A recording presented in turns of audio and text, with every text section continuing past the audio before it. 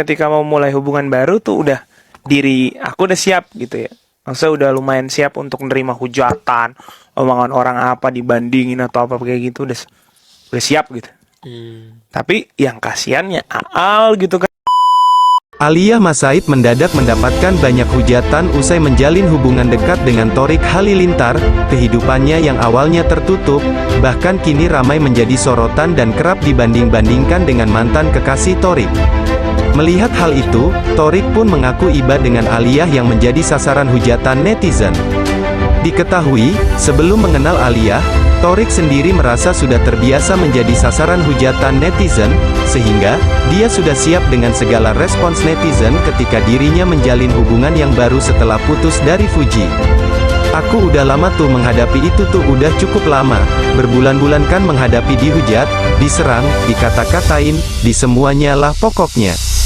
Jadi ketika mau mulai hubungan baru tuh diri aku udah lumayan siap untuk menerima hujatan, omongan orang, dibandingin atau apalah ya, ujar Thorik Halilintar pada podcast bersama Atta Halilintar dan Aurel Hermansyah.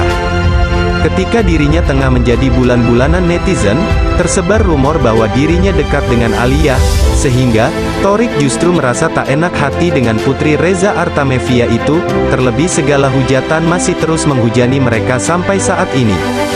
Thorik pun membongkar bahwa kekasihnya itu pernah sampai menangis saking banyaknya komentar pedas netizen untuknya dan juga Aliyah, tapi lagi-lagi, Aliyah tetap berusaha kuat untuk menghadapinya. Tapi yang kasihannya Aal gitu kan, tiba-tiba masuk, wah, Di saat serangan. yang lagi huru-hara gitu kan. Ya kapanpun akan huru-hara. Kayaknya orang nggak, iya mungkin mereka kurang, ya nggak suka aja ngelihat aku atau Kebahagiaan Aal orang lain. happy. Tapi kalau Al sendiri waktu nangis itu apa yang kepikiran gitu? Aku tuh gak pengen baik ngasih tau orang sih, takutnya orang kayak.